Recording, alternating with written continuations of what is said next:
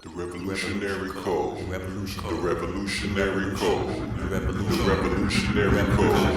The revolutionary code.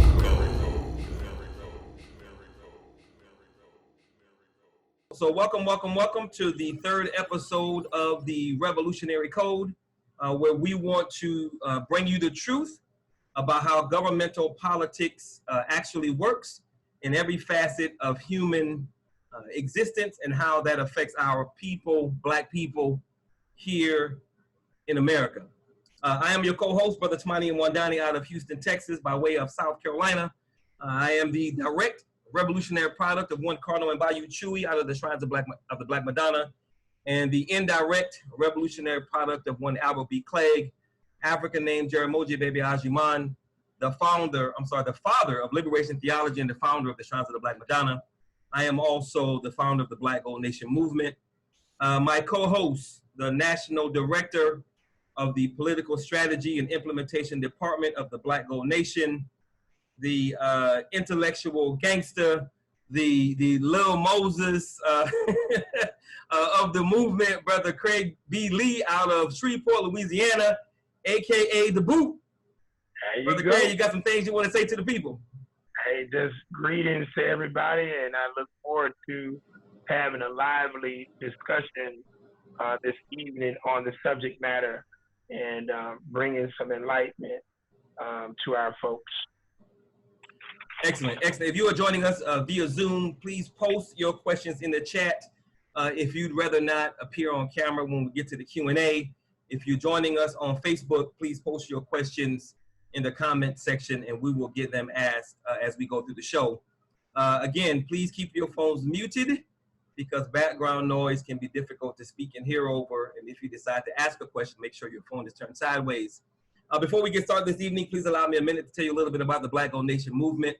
Our ultimate goal is to put our people in a position by which we can own and or control the environment, because we have learned that when we allow other people to control our environment, we lose. When we allow other people to control any aspect of that environment, be it political, economic, security, physical, the agricultural system, the spiritual systems, whenever we allow other people to control any aspect of our environment, we always find ourselves on the bottom of that environment, and we are always in a losing position. When we control the environment, historically speaking, both here in this country and before we got here, when we control our own environment, we do quite well. As a matter of fact, we outperform other communities, and of course they get jealous and seek to destroy what we build. So the next time we are in control, we have to make sure that we secure it by any means necessary. And since we don't want to continue losing, we want to make sure that we can identify the right Black people who are ready, willing, and able to do, organize, connect with them, and build something that matters. Although this is a show on our digital media network, Black Gold Media, we are not here just to inform or educate you. We want to inform, we want to educate, we want to motivate, mobilize, organize, and build. Everything we say and do is about getting you on board to help us build a nation within this nation for our people moving forward. We want to implement a 100-year plan that's about building power for our children so that we can give them a plan that they can give to their children. And as a people, we will always be 100 years out. So with that, tonight's show title is Mobilizing and Organizing Grassroots Teams, and who should we be targeting and avoiding, understanding the six factions of African descendants. So from last week's show, Brother Craig, you stated that there are 6 factions of African descendants in 2 separate categories. The Black category is melanated grassroots Black, melanated grassroots hybrid Black. In the Negro category, we have melanated bourgeoisie Negro, melanated pseudo bourgeoisie Negro, melanated grassroots Negro, and melanated savage Negroes. 2-part question. Why is it so important that we understand these 6 factions, and how do you define each faction? That's a very good question. We're in war, and we've been at war for over 400 plus years. And part of war, your enemy seeks to do a variety of different tactics in order to accomplish their strategy of oppressing their target audience, and that being us. And within that war strategy and tactical maneuvers, over 400 plus years, we've been able to understand that everybody who looks like us in terms of phenotype, skin pigmentation, is not for us. And so we have to finally get to a point of being very clear on who is on our team, Team Black. And if you don't know who is on that team, you're going to constantly get played. I always give the example of in the NFL, and you have, let's say, the New Orleans Saints. Since I'm in Louisiana, I'll use the New Orleans Saints since New Orleans is my second home. But growing up in Northwest Louisiana, the Dallas Cowboys was the big thing here, and they still are. You're not going to see a Dallas Cowboy uniform in a New Orleans Saints huddle. And you're not going to see a New Orleans Saints uniform in a Dallas Cowboy huddle. So you have to be very clear of understanding who's on your team. Now, both teams come under the umbrella of what? The National Football League. So they all, 32 teams, come underneath that. But each team has their own color, they have their own mascot, they have their own fan base, they have their own administration, and their goal is each year to win an NFL title. And they understand that though we play under the same corporate umbrella, we are of different factions. And that's why you have to be very clear in understanding that. So when we look at this specific to us and the fact that our oppressor plays individuals who look like us against us, we need to be very clear as to who's on our team.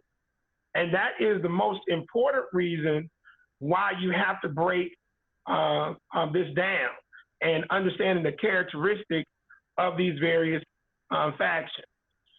When you look at the Black, I'll define Black, and then you'll know that if you don't fit that definition, then you are Negro, which a Negro is a production of white folks as a byproduct of our spirituality and our culture being stripped over 400 plus years ago. So let me say this, Black is not merely phenotype. Black is not merely skin complexion. That connects you in the game, but that is melanin, a high concentration of melanin. White folks even have melanin. It's a very small trace amount because they are grafted recessive byproducts of us. However that happened, I'm not getting into the Yakub and however the hell that came about.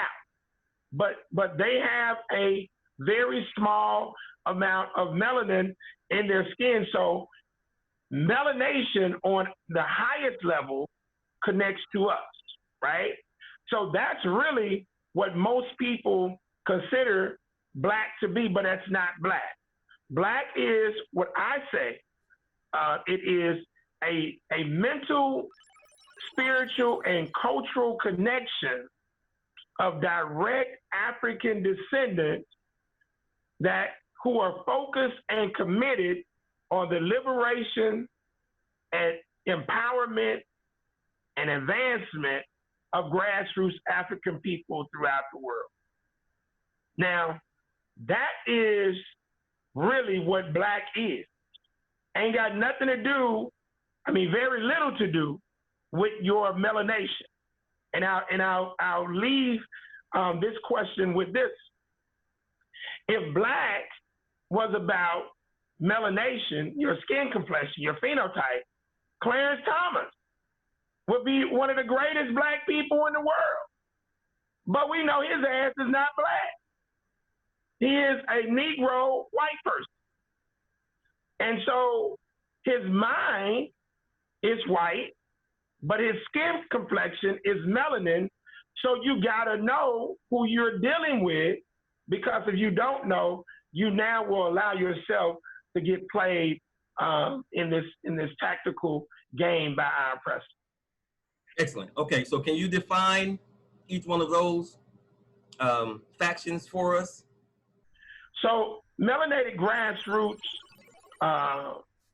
black people are solid individuals who fit that definition. They are hardworking. They're good people. They're about the business of liberating, advancing, uplifting their people, even if they don't belong to a fraternity or sorority, or even if they don't belong to the NAACP. They are committed to positive activity and positive focus in our community. They're not out committing crimes. They're trying to raise their children the right way. They want to spend their money with other black businesses. They're about positive elevation of our people. They just aren't the ones who are the leaders and the decision makers, but they are great supporters. And that's what we really, really need more than a lot of chiefs. So that's what that group is when we talk about melanated grassroots black people. Your melanated grassroots hybrid black folks, these are individuals like yourself, me, and others on this call who have skills that can move the group forward, whether it be in law, whether you're a doctor, whether you're a business owner, whether you're like our good partner Ricardo Love out there, who is the technical expert for our show. You got skills where you can interface with the white community, with the Latino community, and you can now create opportunities for advancement for our people. But you are dedicated and committed to the liberation, empowerment, and advancement of our people. And so just because we might have degrees or businesses, we know we're still our brother's keeper. And that doesn't get us caught up in being in some kind of clique where we don't respect our grassroots brothers.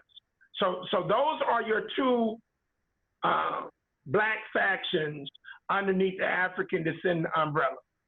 The other four that fit under the Negro umbrella, starting out with the bourgeoisie, the melanated bourgeoisie Negro, well, this particular entity, again, looks just like us. They have skills just like the melanated grassroots hybrid black person, but guess what? Their mind is dedicated and committed to helping preserve the philosophy, system, and game of capitalistic white supremacy racism.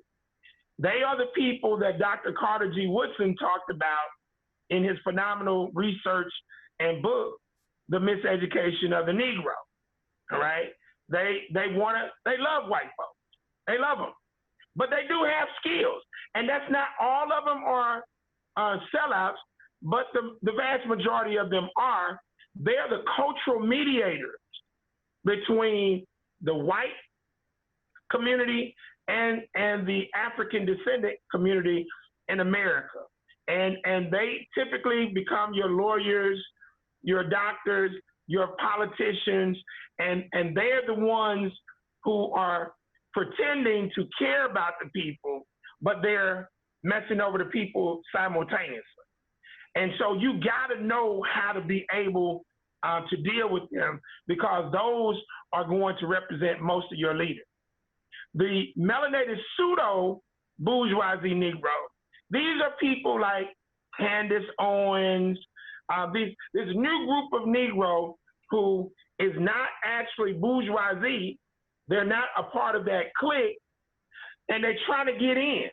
They probably tried to fit in before, but they know they're not grassroots black. They know they're not grassroots hybrid because they're not committed to the liberation, empowerment, and advancement of African people. So they know that they are really not skilled. So the bourgeoisie has not allowed them into their clique. So what do?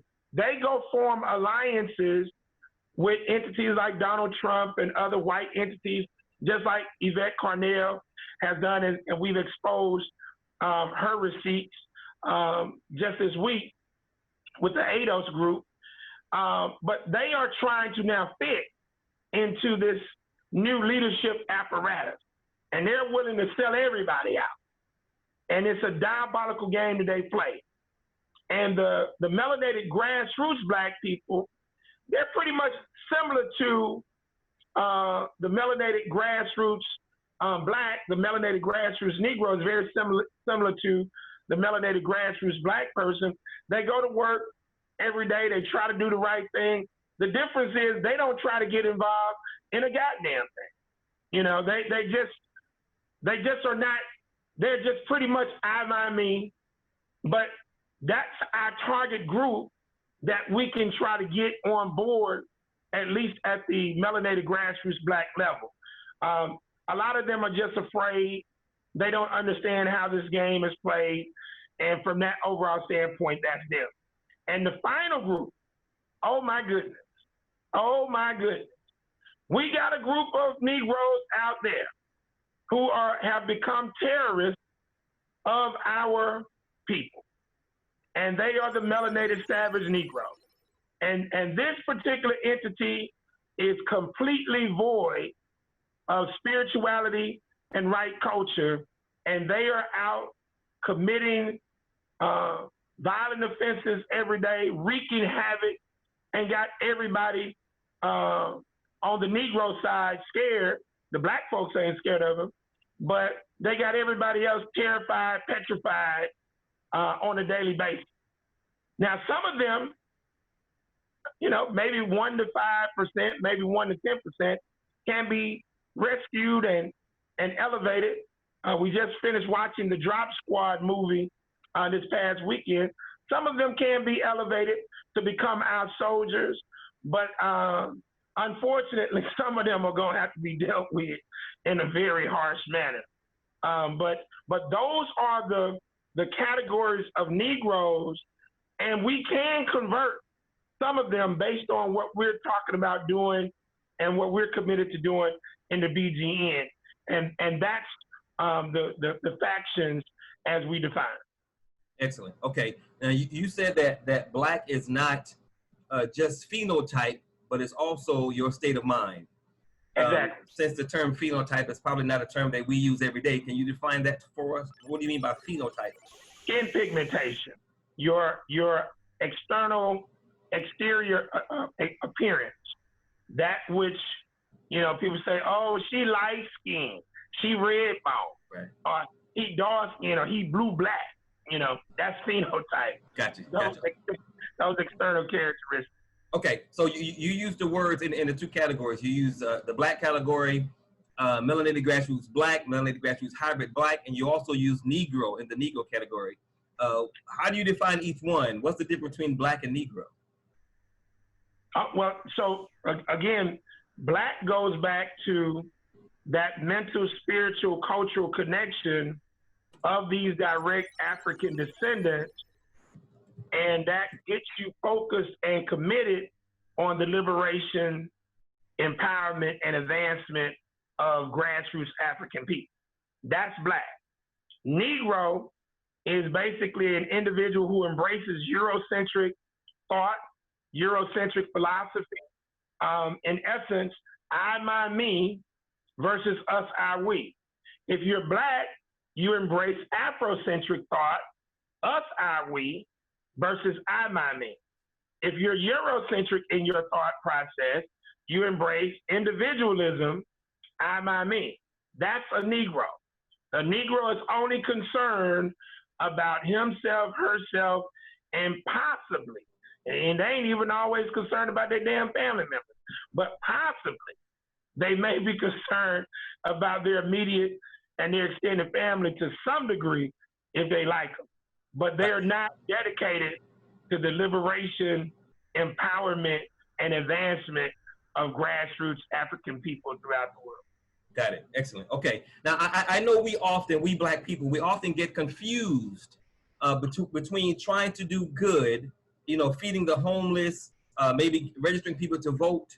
We get confused with trying to do good things and actually doing some stuff that's going to empower our people, give us the power that we need to push back and do our own thing. Exactly. What's the difference between those two, the quote unquote do-gooders, and I don't mean that disrespectfully, the do-gooders and those that understand the bigger picture as it relates to not just trying to do good, but trying to control what's happening and not just always being so reactionary? What about those two groups? That is a very good question, and I define both of those things. People who do and are committed to doing what I call good deeds. Good deeds are good.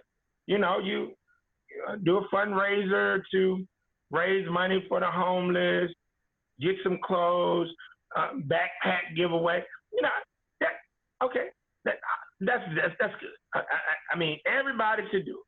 But for me to see people doing Facebook Live and, oh, we giving out some bologna and cheese sandwiches, we're giving out some damn Domino pizza.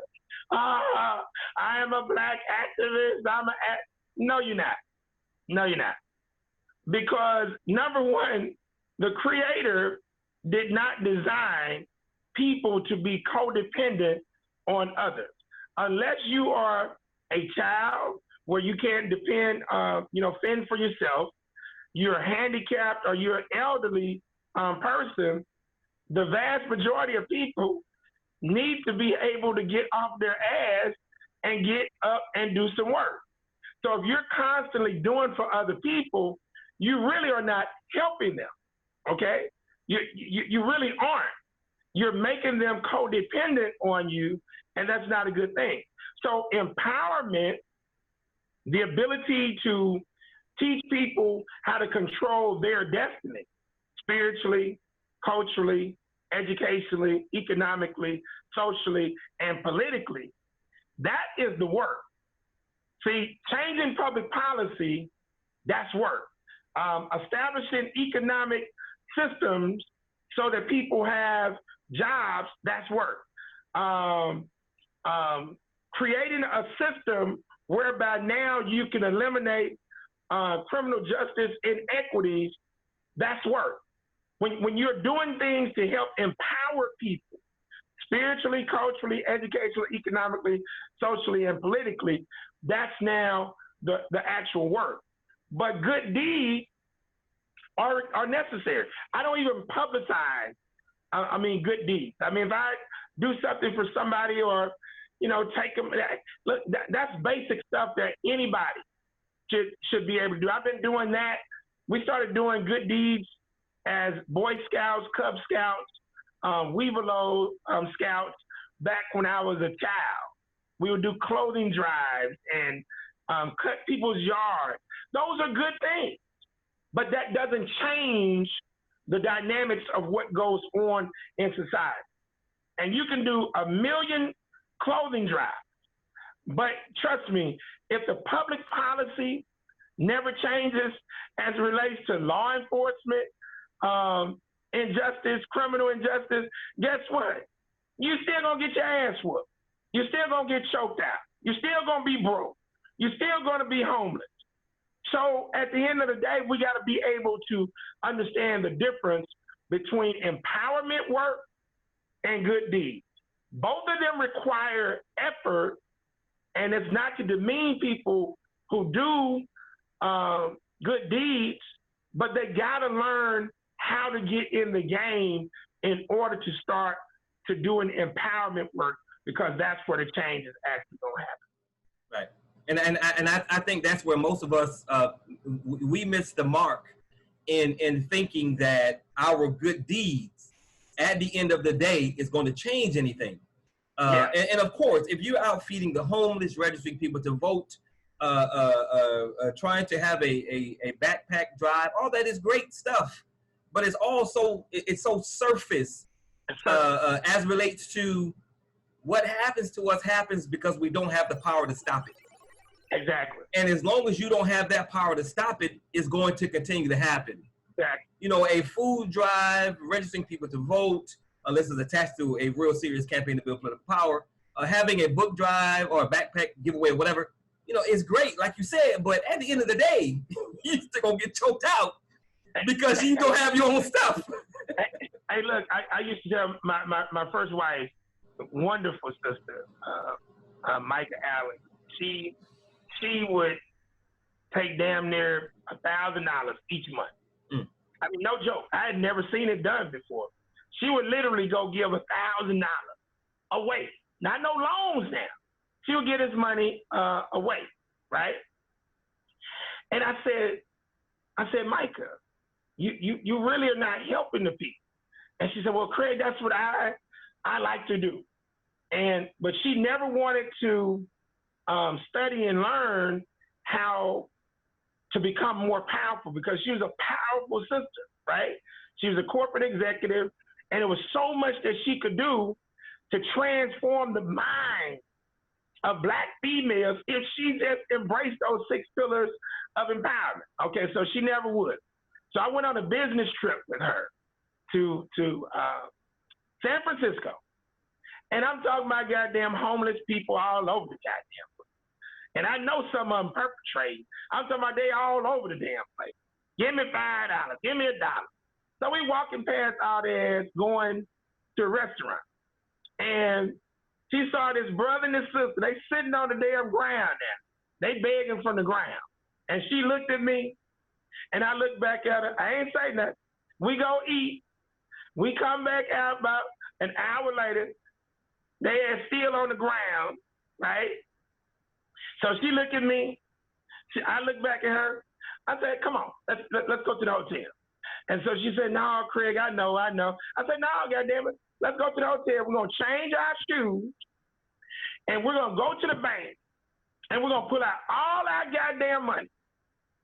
And I said, how much you want to give them? $5, $10, $1? What you want to do? She said, okay, Craig, I get it. I said, no, you don't. I said, how much you want to give them? I said, we can give them all our money. Now, here's the question I'm going to ask you. Will their ass be back out there later on today? Will they be back out there tomorrow? Will they still need whatever they say they want and desire tomorrow when we carry our ass back to Louisiana? I said, you're not helping them. You're making them codependent. And some of those people are running hustles where they making more money than the people giving them goddamn money, right? So we got to understand that when you help people, the goal is to empower them to stand on their own 2 feet so that they can then link up with other positive people to change the policies that go on in the community that creates the situation for homelessness and all of these other negative things that happen in the various communities in the first damn place. Because if you don't change that, you're gonna still have the same thing going on a daily basis. Excellent, cool. Okay, all right. Now, our people, Black people, we often talk about and wrestle with the reality of black on black crime.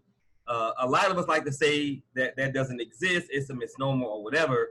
But black on black crime simply highlights the reality of the melanated savage Negro. Like you said last week, we have our own people who have become terrorists, exactly. Terrorizing and oppressing Black people. And if you are Black or melanated and you commit a crime against someone that looks like you, that is black on black. So can you help us better understand this term, black on black crime, and explain why we struggle with that reality so much? So I don't, because now you understand the difference between Black and Negro.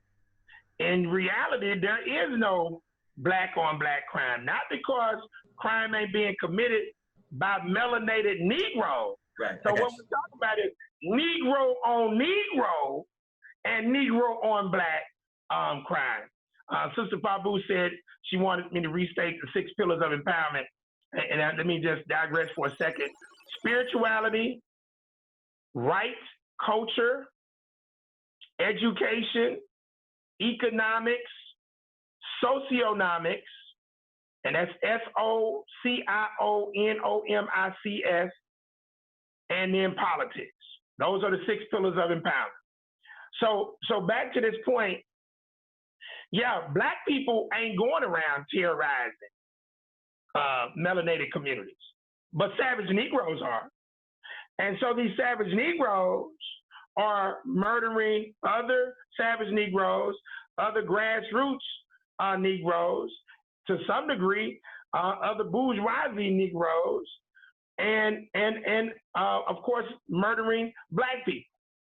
So I want to clear that up first, because Black people are not doing that, but melanated Negroes are. The reason that African descendants in America struggle with this is because they don't want to have to deal with the reality of what they see, because most of them are too scared to deal with these fools in the first goddamn place. And it pretty much shows the lack of work that's going on in our various communities, right? So one of the things that people like to point to, and it's so ridiculous, it's absolutely crazy, there is no such thing as Black on Black crime because white people commit crime as well against their own people. Yeah. I mean, most crime, including violent crime that's going to be committed in any ethnic group, will be committed by those various people who look like them. That's not the goddamn issue. The issue is African descendants in America represent the 3rd largest population group in America. We're roughly 13 to 15% of the United States population. And I round the number up to 50 million people, right? White people represent the number 1 group in America, 190 million people. So there are approximately 140 more million white folks than Negroes, African descendants, Black people in America. 140 million now, brother Tamani. Okay? How in the hell, on an annual basis, are there more melanated murder victims of African descent than of any ethnic group in the country, including the number 1 ethnic group, white, the number 2 ethnic group, Hispanic Latino? How is that? Right. Okay? So common sense should tell you that that is an epidemic when you have, on an annual basis, over 7,000 people who look like us being murdered on an annual basis, and we're number 3 in population, white folks number 1 in population, and they have roughly 5,000 and something on an annual basis who get murdered. So it's not an issue that white folks murder each other or Latinos murder each other. And the interesting thing about Latinos, brother, they're the 2nd largest group, but their murder numbers, their intra-racial murder numbers are 60%. They got the lowest intra-racial murder numbers of every ethnic group. So 40% of all murders that occur against Hispanic Latinos occur on them by other ethnic groups. All right? But total, they only have about 2,000 and something Latinos get murdered per year. Why is that? They got more people than us. White folks got more people than us. So how are our numbers so high? So when you don't want to discuss those issues, guess who you're letting off the hook, brother Tamani? You're letting the philosophy, system, and game of capitalistic white supremacy off the hook, because that's why the Negroes are doing what they do. So it's just like being a crackhead. If you don't want to admit that you have an issue, how in the hell can you solve the issue? If you don't want to admit that you're alcoholic, how can you solve that issue? you can't solve the goddamn issue. Right. And that's why we keep on going around and we look like fools talking about Black Lives Matter when the only time that a so-called Black Lives Matter is when a cop kills one. Are you crazy? In Shreveport, we've had almost 20 murders since George Floyd. Wow. In just about a couple of months. Wow. One of them, my cousin's son murdered, he was 22, he murdered a 19-year-old at the mall, shot him in the head, and then put 5 more in him in the chest. And we're not supposed to discuss this. We're not supposed to be alarmed by this. But the most of our people, they believe we shouldn't say anything, and this is just supposed to magically go away, and that's not how this works. Right. And if we never address it, of course, it'll never go away, and it'll continue to happen.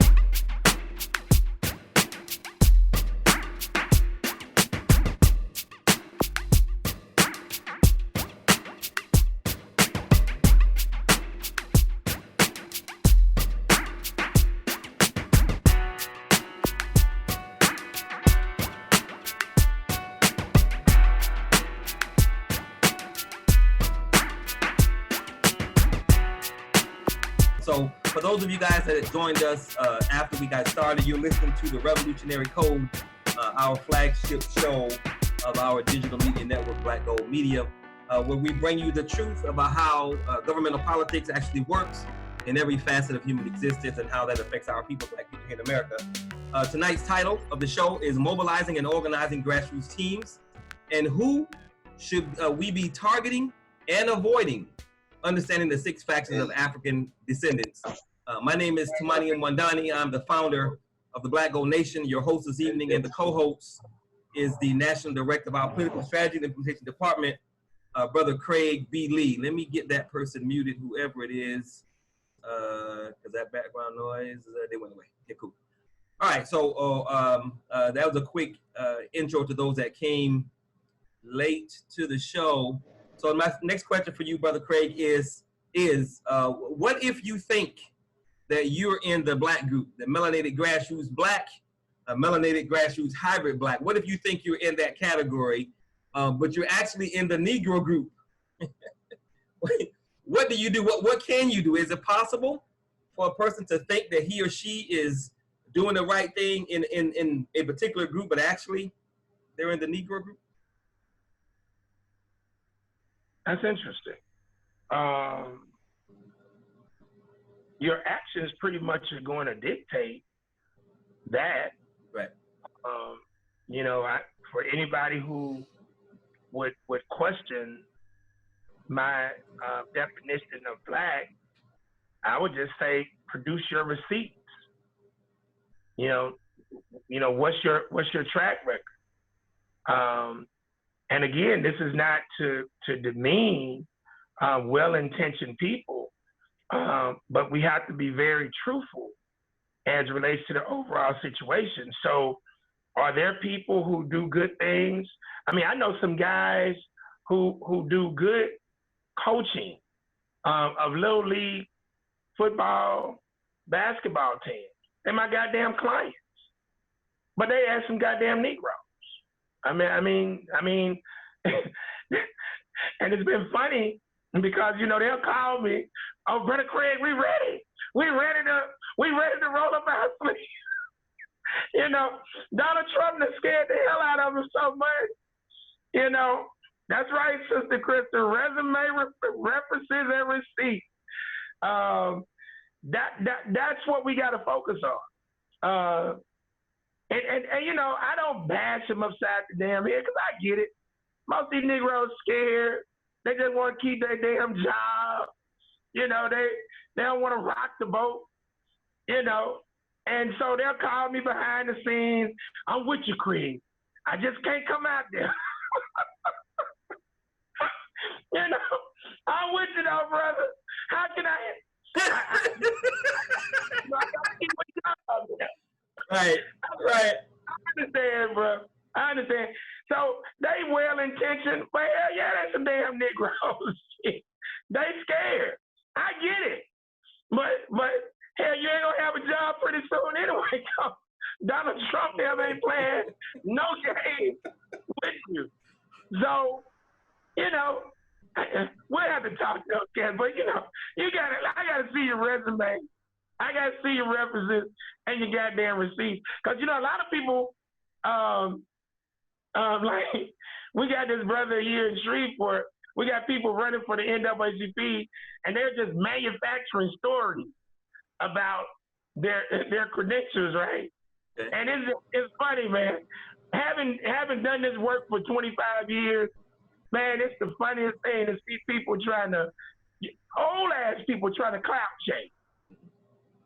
I mean, clout chasing ain't no young thing now. I mean, old people try to clout chase too. You know, I was with Martin Luther King back in '64,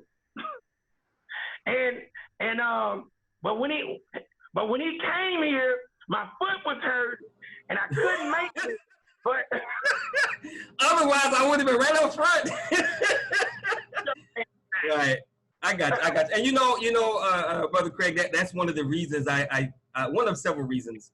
I think the Black Owned Nation movement is so important because I literally communicate with Black people from all over the world every single day because this is what I do. I'm trying to bring people on board, and I meet so many brothers and sisters who they really are that hybrid melanated Black person that we need, and they've tried to do some stuff but ran into a brick wall because they were either by themselves or they didn't fully understand what they're up against. And when I do our presentations, one of the reasons it's so long is because I have a slide that shows the majority of the things that we've been through since we've been here. Black people have been through a lot of stuff. Yeah. You know, 400 years of operant conditioning and terrorism and oppression will affect a people's mind. And of course, it's been proven that trauma can be passed down through the DNA. And I don't know any group that's been traumatized more than us. So I think it's important for those of us that either are these hybrid melanated grassroots people that actually want to do something or are doing something. I think it's important that they not only know who we are and we know who they are, because we're only going to be able to make this thing happen if we connect with one another. Because this is too big for one individual to do by him or herself. Oh, that's a power. And it's too big for one organization to do. Exactly. You know, so I think it's important that we understand the 6 factions, and we can recognize the melanated grassroots Black and the melanated grassroots hybrid Black, so we can say that person is trying to do something. They need to be a part of a movement that's also trying to do something, so that we can collectively identify the movers and shakers and actually do something moving forward. So I'm glad you broke those 6 factions down, because I think most of our people, not only have we never thought about it, which means we don't understand it at all, but I think it's very, very, very important that we understand, like you and I have been saying, you know, in our personal conversations, you know, all your skin folk and your kinfolk. True. And we absolutely must understand that just because a person is Black does not mean they are your automatic ally. Just because they are melanated. Thank you. They're not your automatic ally, and they very well could be your enemy. And it's very important that we know that. Okay, so I am going to name some melanated people, right? because you know, again, we are not here just to talk. We're not here just to educate or entertain. We want to make sure that you understand who we are and what we're trying to do. We want to give you the information. We want to educate you as to our perspective of that information. And then we want to bring you into something that's about building power for our people, so you can use what we're trying to give you to make our people bigger, better, and stronger. We're not just trying to give you something so you can go off and feel like you know, Prince Akbar, Imhotep the Third, you know, or Osiris or Su. Yeah, you know, none of that matters, right? You know. But anyway, you know, we love the ego trip. So I'm going to name some Black people, and I want you to tell me, you know, how would you identify these Black persons, and then give me melanated people, man. melanated, I apologize. Give me 1 or 2 bullet points as to why you would categorize these melanated individuals the way you do. Okay, the first one is a young lady you've mentioned quite a few times, Candace Owens. Woo! Pseudo bourgeoisie, melanated pseudo bourgeoisie Negro. Why? Because she is not focused on liberating, empowering, and advancing the cause of our people. And she once was a Democrat. She tried to fit into that, bourgeoisie category. See, this is what I'm saying. She tried to fit into that clique, and she didn't get whatever happened, because there's always some politics behind the scenes. She got played out, or the white folks came with more money from the Republican Party, and she rolled with that particular clique. And she's just about self. And, I send you a lot of videos. Now, she's very clever now. I want you, she got some clever games. Yeah, she's quite intelligent. Because one of the things, like I tell you all the time, Brother Demani, the greatest lie to tell is not a story or narrative that's completely false, but a story or narrative that has some degree of truth. So she will research information, whether it's her or her team, and they'll bring out facts, right? But right when they gotta flip it, they gotta tell the truth about the system, the philosophy, system, and game of capitalistic white supremacy, she flips it, and they put the focus on the Democratic Party, which the Democratic Party is full of racist folks just like the Republican Party. Right. But that's how she gets paid. So yeah, she would be a pseudo-bourgeoisie, melanated pseudo-bourgeoisie Negro. Gotcha. The second one, Thomas Sowell. Woo, my goodness. Right. now Thomas, you probably have to classify him as a bourgeoisie, melanated bourgeoisie Negro, because he is established. He's been around a long time, and he's carved out a career with these white folks that's pretty solid. He's pseudo bourgeois and kind of sort of bourgeois, but he ain't near about trying to help empower black folks. I mean, his agenda is strictly with the white man. That's right. Because I do want to say that the melanated bourgeoisie Negro, some of them are proud people, and they know they can't be white, although their philosophy, everything that they do is based on the white standard. It ain't based on the African standard. But some of these people are very proud people, okay? Some of them ain't trying to be white. And some of them would never try to destroy grassroots black folks. Thomas Sowell, Armstrong Williams, Candace Owens, these type of people, yeah, they just melanated pseudo-bourgeoisie. Gotcha. Okay. Grandmaster J of the Not Effing Around Coalition. I don't even know how to categorize his ass. Oh my goodness. Damn. Come on now, help the people out. I mean, dude, he part savage and part pseudo bourgeoisie. I mean, he's goddamn hybrid Negro. Yeah, hybrid Negro, right? Okay, and you say that because? Because this dude has done identity theft for damn near 2 decades on Jam Master Jay and DJ Jazzy Jeff, creating the illusion that he's a Grammy award-winning DJ. And then 4 years ago, he ran for damn president as an independent. Then he lied and said he was the national leader for the Black Lives Matter. Now you come and create some foolishness called the Not Fucking Around Coalition. You didn't, but you fucking around. Right. Yeah, I think it goes back to what Sister Crystal said. Your resume, your references, and your receipts. And she put those receipts in all caps. But he ain't got none of that. Gotcha. So all right. Hybrid Negro. Gotcha. All right, we run out of time, so we got to zoom through these. Dr. Umar Johnson. Disturbed, just disturbed. Just disturbed. So he's in a new category, huh? A lost brother who started out as a melanated hybrid, grassroots hybrid brother, and he lost his way. Yeah. And he got skills. He became a liberation entertainer. Yeah. He's real confused. And Rosin, my classmate, said it. He's disturbed. And because to do this, think about it like this. I met Umar in 2013 in Dallas, and he got hype on females coming to, basically treat him like a rock star.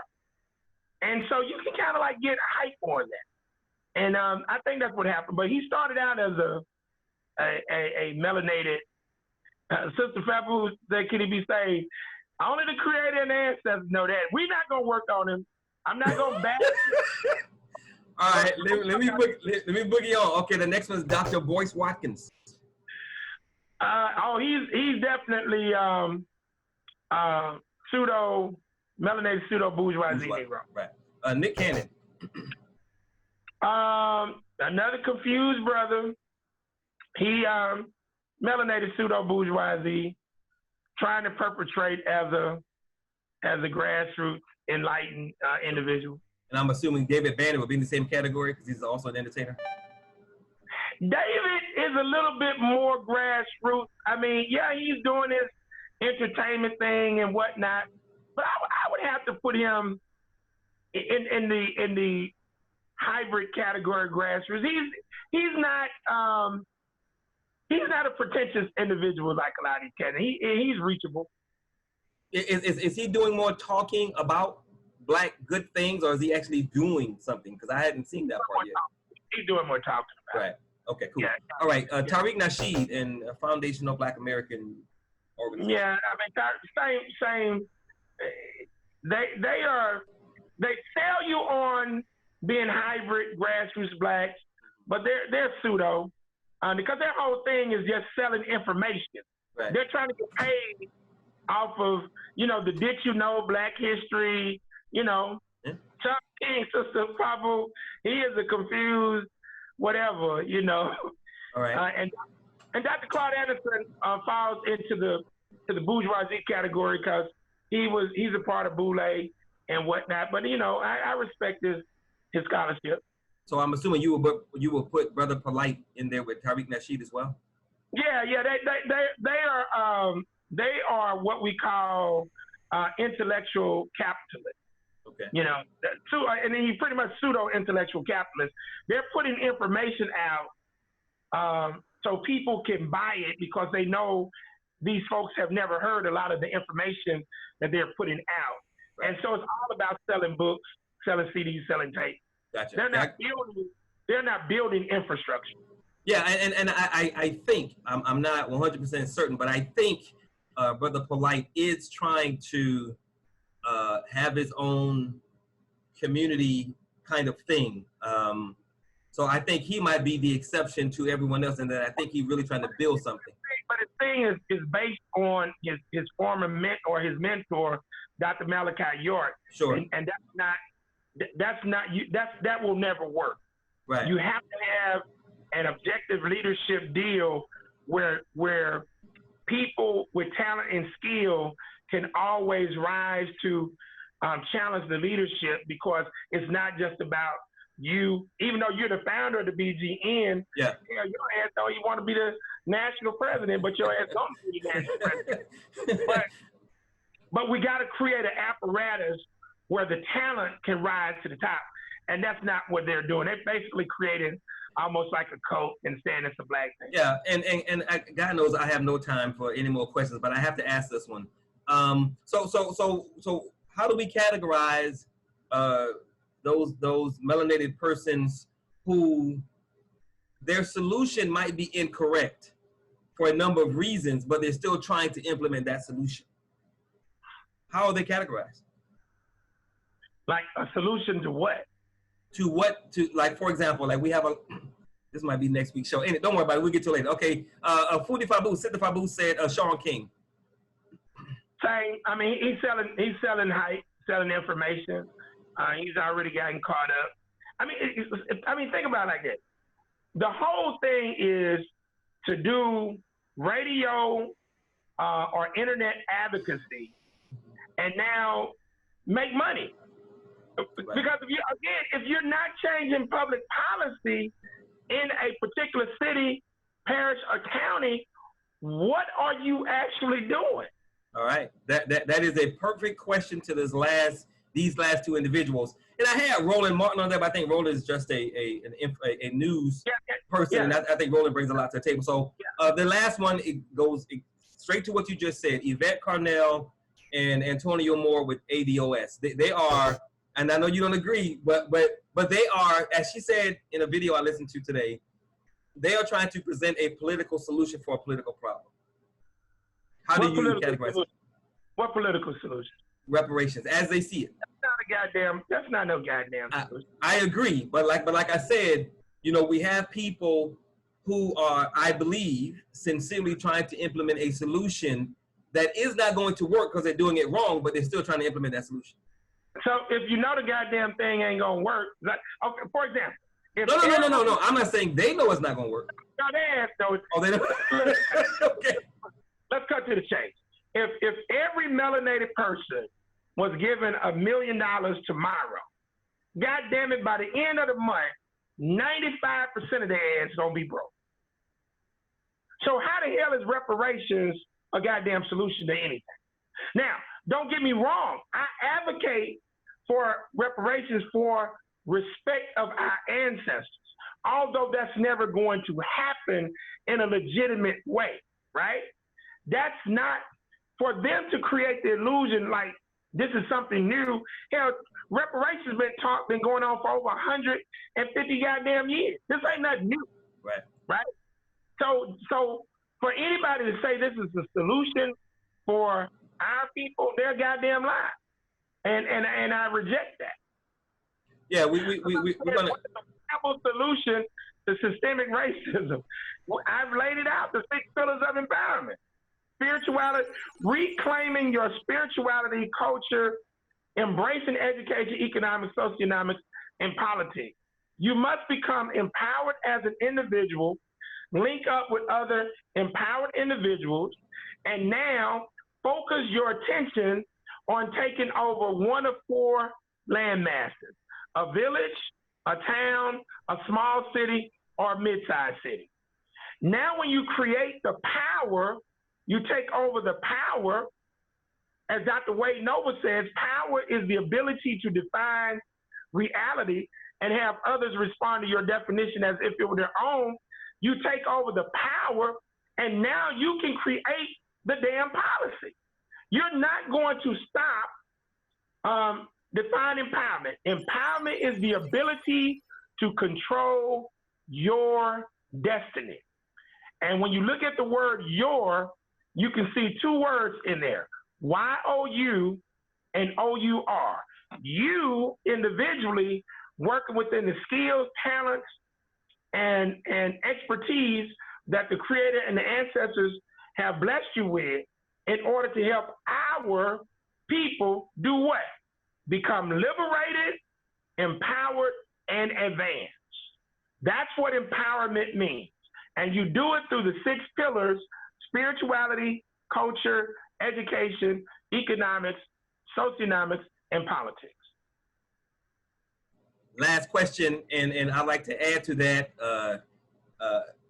Interestingly enough, those 6 pillars of empowerment are part of what we're doing. So, so join us, and then we can boogie. All right. So my last question, brother, for you is, again, it's a perfect segue to wrap this thing up. You stated last week that despite the fact that our people think that we got a lot of issues, we only have 2 issues. Those issues being 1, the system of capitalistic white supremacy and racism, and 2, empowerment, not having the power to push back. So, brother Sin Olu, brother Sintwali Olushala, he said, you know, what's the answer? You said the 6 pillars. So, how do we turn this thing around? As the last question and the last answer, how do we turn this thing around as we're looking for the right Black people in the right category to plug them into what we're trying to do? It seems to me that the very thing that is a very big issue for us is also a part of the solution, which is tribalism. So how do we turn this thing around and start moving in the right direction?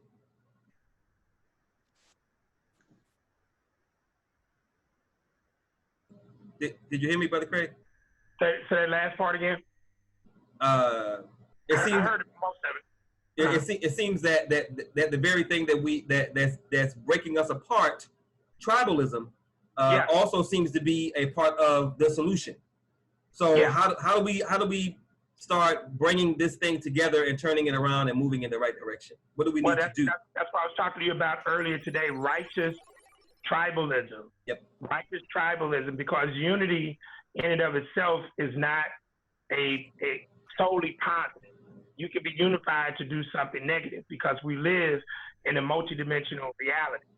So tribalism got us in this mess, but unrighteous tribalism, I should say, but righteous tribalism is going to get us out of this situation.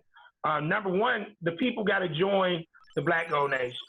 You got to get involved with other like-minded people, and you got to become committed to this, just like you're committed to going to your goddamn job.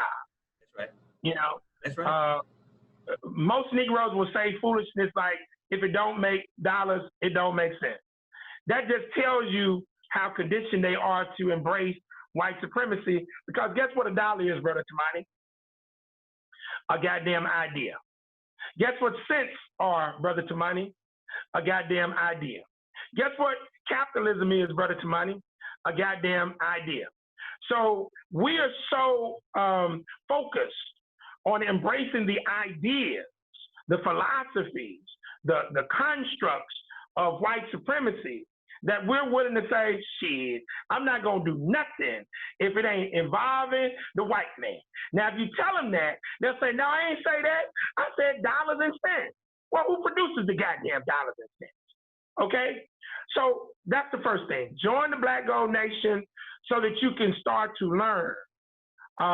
Get involved in some mental and spiritual detoxification, because you mentioned that which can be passed down. You mentioned it from the DNA genetics. The terminology that they really use is epigenetics. And the wonderful sister, Dr. Joy DeGruy, wrote the book Post-Traumatic Slave Syndrome. That's a book that people need to get. But you start out connecting with people who are now doing the damn work. And when you do the damn work, now at the local level, you can now link up and start doing things at the national and the international level with what we're doing. And that's how you begin to rock and roll on this. Brother Brian. Wait. Before you answer Sister Fabu's question. Okay, what's the Sister right above it? Please send your definition of capitalism. I was trying to find it to send it to her, but you can just go ahead and tell her your definition of capitalism. Capitalism is a diabolical system, political and economic system that uses our African political and economic system of free enterprise in order to capitalize on a corporate infrastructure that now eliminates competition. Although they say it encourages competition, it actually is focused on eliminating corporate competition. And so that's what capitalism actually is. But inside of capitalism, it uses the free enterprise system, which is our system from Africa, because we're the original business people, marketers of the planet. All right, Brother Brian's question. Brother Brian's thing is the success rate of the Nation of Islam, Jim Brown. The Nation of Islam has done some tremendous things, especially, of course, under Malcolm, and they continue to do some good work. cleaning brothers up under Minister Farrakhan. The thing about it is you can't do an empowerment organization based on religiosity. You can't, because it's just too much within religiosity that people are not going to follow. And so you got Christianity, Islam, Hindu. Look, leave all that shit to the side. Let's agree that we're going to work to empower African descendants in America. There you go, brother Tamani, you put the definition up. But let's put the religiosity to the side, because I deal with cats who are Christians every day. My focus is, are you willing to help liberate, empower, and advance melanated people of African descent? And if you're willing to do that, let's do some work. But the nation has done a good job. A lot of entities have done some good things, but they just are not going to ever get over the hump, because when you bring in religiosity, now you got a whole plethora of other issues that come in. And that's pretty much the thing. But yeah, they've done good stuff, Brother B. Yeah, and that is why I always tell people that if you can agree with us on 3 principal issues, then anything else we might disagree on, we can deal with that as we're building. If you can identify as a Black person or with Black people, that's the first one. I don't care if you use the term Black, melanated, carbonated, ADOS, FBA, descendants of slaves, prisoners of war, African descendant, whatever term, same people, same group. You identify as a member of that group. You understand that we have a special and unique set of circumstances that only we can fix, because ain't nobody coming, and you want to be a part of the fixing. So in a nutshell, you agree that we're Black, we're oppressed, and you want to help us end this oppression. If you can agree with us on those 3 things and anything else we might disagree on, as long as we keep those 3 things in the forefront, we can deal with that other stuff down the road. And of course, there are going to be disagreements, but if we keep those 3 principal issues in the front, then we can make some things happen. Hell yeah, I'll come to your damn past anniversary, goddammit. I'll come to your Women's Day celebration. You know, if y'all cooking some damn food afterwards, as long as it's not pork chops, I'll come eat with you. You know, I ain't got no problem with the whole Christian Muslim, because I've helped and rolled with all of those particular individuals. Just be focused on doing the goddamn work. I mean, if you're willing to do the work, we cool. If you ain't willing to do the damn work and you try to make money off CDs and books and all this kind of foolishness, we got an issue. You know, we got an issue. And some of the information, don't get me wrong, is good. But when you get into intellectual or pseudo-intellectual capitalism, and you're not really out here about the business of taking over public policy, then we got an issue. Right. All right. With that, it is 11 minutes past the time we're supposed to stop. I'm going to I know it went by fast, a lot faster than I thought it would. So with that, Brother Craig, you have any last words you want to close out this thing with? I just close out with the quote that is attributed to Frederick Douglass, but I think the great pale-skinned revolutionary John Brown is who really said it. And I leave you with this: if there's no struggle, there's no progress. Those who profess to favor freedom yet deprecate agitation are men who want crops without plowing up the ground. They want rain without thunder and lightning. They want the ocean without the awful roar of its many waters. The struggle may be a moral one, or it may be a physical one, or it may be both moral and physical, but it must be a struggle. Power conceives nothing without a demand. Never has, never will. Men may not get all they pay for in this world, but they most certainly will pay for all they get. Amen and Ashe, brother. With that, if you want more information about the Black Gold Nation movement, please go to our events website, blackgold-wakandarising.com. Click on After the Protest. We are actively engaged right now in a 100-city virtual tour, and that we are trying to build teams of Black people, 100 of them plus, to get about the task of dealing with the issues that our people are facing all across this country. And if you want to support us, you can go to our main website, blackgoldnation.com. click on support, scroll down and click that support button. We ask all of our active members to give as a membership fee $5 a month and 5 minutes a day. And if we bring that money and that time together, we can most certainly make history in and around our community. So with that, thank you very much for being a part of the show, our third episode. I sincerely appreciate it.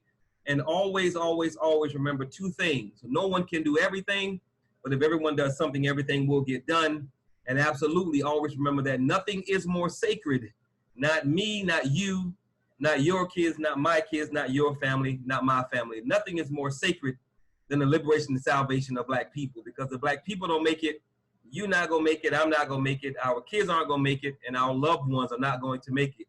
But if we put the group first, if we put the race first and we take care of the race, then all of our people who are connected to that race and that group will also be taken care of. So with that, thank you guys very much. God bless you, and I will see you guys next week for our fourth episode. Y'all have a good one. The revolutionary code. The revolutionary code.